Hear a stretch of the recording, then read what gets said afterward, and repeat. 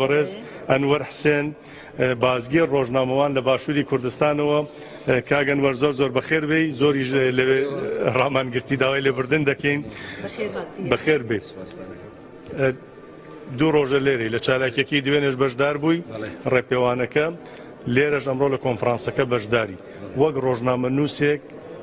چۆنت بینی هەردوو چالاکیەکەەوە تا چەندە مرۆڤ دەتوانێت بڵێ ڕازین لەم کار و چالاکیە بەرامبەر بەم پەیمانە گەورە شومە کە بەرامبەر بەگەلی کورد کراوە. لە ڕاستیە ئەو کارێک کەنەکە کارێکی جددی و گەورەیەوە پێویستی بە پشتیوانی پێشوازی گەورەیە، بەڵام لە هەمان کاتە ئەبێ مەسەرەن بۆ ساڵی ئایندە باشتری بکرێ و هەمومان بەشدار بینەوە و ئەوانەی دوێنێ جگە لە پرۆتستۆکردنی ئەو پەیمان نامەیە لێرە میتینگ و مەراسیمێکی جەماوەری خەڵکێکی زۆر حزوری هەبوو، ئامادەگی هەبوو ئەو بۆ خۆی ئاماژەیە بۆی کە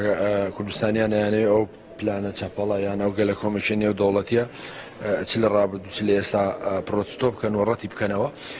و لە هەمان کاتە کۆنفرانسەکەی ئەمڕۆ بەشێکی زۆر لە هێزە سیاسی کوردستانیەکان و خەڵکانی جۆرا و جۆر لە پارچەکانی کوردستان بەشدار بوون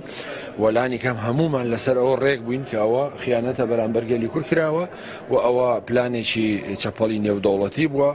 کە دیارە تورکیا میکانیزمەکەی هۆکاری سەرەکی بووە،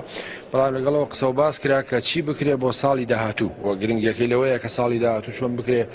ئەمە بە جەماوەری تر و بە میدیایی تر و بە نێودەوڵەتی تر و لە هەموو ئاستەکان پرۆتستۆ بکرێ. بە نەزەری من ئەم کارە زۆر گەورەیە. بەڵام قسەکەوایە کۆمەلگای کوردستان با لە هەموو پارچەکانی چەند ئاگاداری ئەم خیانەتەیە و چەند ئاگاداری ئەم پیلانجێڕە نێودەوڵەتەیە کە 92 ساڵ کراوە. ئایا لە سیستەمی پەروەردە لە باشوور لە ڕۆژاوای کوردستان جێگای گرتووە؟ ئایا لە میدیای کوردستان جێگای گرتووە؟ ئایا لەو شوێنانەی کە ئیمکانی بەردەستی هەیە لە باشوور یا لە ڕۆژاوا چەند پانێڵی لەم بابەتە بەڕێوە چووە؟ من دڵنیام خەڵکێکی زۆری کوردستان هێشتا نازانێن پیلانجێڕێ لێرە کراوە چۆن کراوە بۆ کراوە چێ کردوێتی و ئامانجەکانی لە پشتەوە چییە و چەنە ئێمە خەونی گەورەمان لە دەستداوە بۆی ئەم پیلانجێڕێەوە. ئەنیمە بەس دوێ بخرێتە سیستەمی پەروەردەوە بەڵێ بێگومان بۆچی مەسەلەن دارا دووداری دی ومثلا نازانم جغرافیای ئەفریقا جغرافیای کوێ مثلا مێژووی بۆچی مێژووی ئەنواع مێژووی کوردی مێژووی جیهانی عەربی خەلافەت نازانم چی خوێندرێ بۆچی مێژوو ناخوێندرێ و ئەمە بوترێ مەسەلەن کەمە ئێمە بەشدار بووین و ئێمە توانین دەور نەخشمان هەبێەوە زۆرتر باشە بۆ ساڵێکی تر باشتر بەڕێوە بچە ئێوەوێتیان بەها باشتر دەتوانە پێکوەرەوە نییە مەدیاکاران دەتوانن چی بکەن؟ زۆر مهمە ینی ئەسڵەن بەشێکی کارەکە لەسەر ئاستی میدیاکاران لەسەر ئاستی میدیا وەستاوەکە ئەوە بە جەماوەری بکەن و بە نێونەتەوەیی بکەن و خەڵکی بۆ هەڵخرێنن کە ئەوە بچێتە تاکی فکر و زهنی خەڵکەوە کە ئەوە گەلە کۆمەکیێکی نێودەوڵەتی بووە و بەشێک لە فاکتەرەکان ناوخۆین ینی زاتین دەور و نەخشیان هەبووە لە خیانەت واکە تا ئێستا ئەم خیانەتانە لە زۆر لە پرسە نیشتیمانی نەتەوەیەکان بەردەوامە ئەمە ڕەت بکرێتەوە و مەسەلەن خەڵک وشیارێکی زۆری پێ بدرێت لەسەرەوەی کە بۆ 100 ساڵ پێویستان نەبووین بۆ دەوڵەت، بۆ لە دەورانی قازی محەممەد و شێخ مەحموود نەبووین بۆ دەوڵەت، بۆ لە دەورانی ڕوخانی دیواری بەرلین و بەهاری عەربی و شەڕی هەنداو نەبووین بۆ دەوڵەت کە دایان دەوڵەتی تیا دروست کراوە. ئەوانە پەیوەندی هەیە بەڕێی من بە هوشیاری تاچی کوردیەوە کە نەچۆتە سەر میدیا ئەسلی کارەکەی ئەوەیە. ئاستی نیشتیمانی بوون، نەتەوەیی بوون، چینایەتی بوون، ئاستی ئینسانی بوونی و ئاستی مەحروم بوونی و ئاستی ئەو گەلە کۆمەکی و خیانەتی کە هەیە بەرز بکرێتەوە. بەڵێ هەر کات هەر میوانی خۆمان پێ بەحسی دەوڵەت بکەن بۆ من سەیرە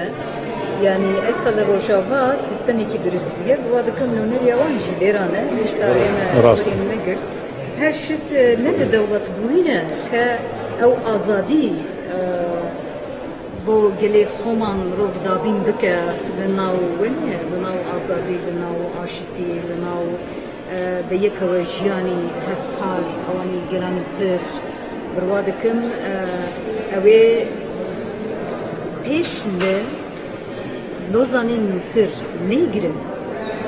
لەبەر کاتی تەماشایەکەم کاتی لۆزان بۆ چی دروست بوو یەکەگژێ ئەو نەتەوە دەوڵەت بوون وەنیە ئێستا لە ئەوە سووربووین لۆزانی تر بخۆرە نایە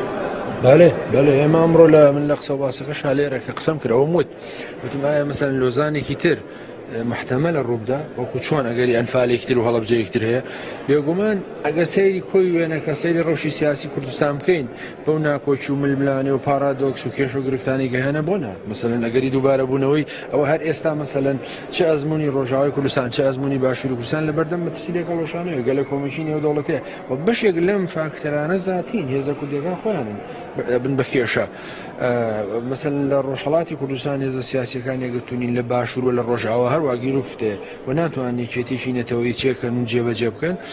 و بەشێک لە وڵاتانی داگیرکەری تورکیا سووریا عێراق ئێران هەمووانە دەخالەت دەکەن لە کاروبار بۆیە مەسەن هەر ئێستا ئەو دوو ئەزمونە لە بەردەم مەترسی جدیان و لە ناوچوونی ئەم دوو ئەزمونە چی کەمتر نییە لە پەیمان نامەی لۆزان بۆ هەڵوەشانەوەی ڕۆژاوا یا باشووری کوردستان بۆیە بە نەزەری منەوەیە کە خودی هێزە سیاسیەکان نەبێ هەمووی لەم مەحفەلە لەم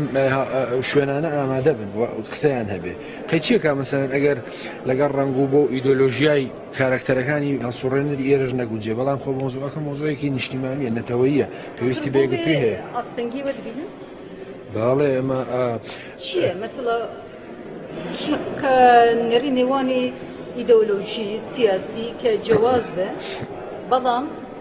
بۆ هاتنی وانی ئێرە لێرە هێزەکەیە و پێشی لەوان بگرە هێزێک نییە پێش لەوان بگرێ بەڵام هێزێکی مثلەن ئیدۆلۆژیا ڕنگ و بۆن ڕەنگە تاسیرەیە خۆ گرفتی حیزبی کوردی چییە کە ناتوانن بەیەکەوە کارەکان بەرنە پێش وار کەسەیەوێ ئەم دەست پێشکەری خۆی بێ خۆمە زۆر کارێکی باشە بەڵام لانی کەم ئەبێ لەسەر شتێک موحد مثلەن 2013 بڕیار بوو کۆنگرێنێتەوەی کوردستان بەستێ بۆچی نەیانتوانی هەرەوە لە چێت سەرۆکایەتی بێتە دەست لەکوێ بێ و پلتفۆرمەکەی چی بێ و ئەو هاوپەیمانێتە چی بێ و کام هێز لەو پارچانە بەردار بێ ئەکامیکی نەبوو دوای وڵاتانی ئێران و تورکیا دەخالەتیان تیا کرد سەرکەوتوو نەبوو بەڕێی من بەڵام ئەم هێزانە هێشتا نەگەشتونەوە قەنەعاتێ لە پێناو یەکگرتووی نیشتیمان بەدەستێنانی مافەکانی خەڵکی کوردستان لە فکر و ئەیدۆلۆژیا و بەشێ لە بەرژەوەندی حیزبەکانی خۆیان ببورن بەڵێ پرسیاری دیکەمان نەما سوپاست دەکەم هاوڕەکانیشت چاوەڕێت دەکەن کە ئەنوەر حسێن بازگە ڕۆژنامەوان لە باشووری کوردستان بەشداربووی کۆنفرانسی لۆزان سوپاست دەکەین بەڵێ سۆنا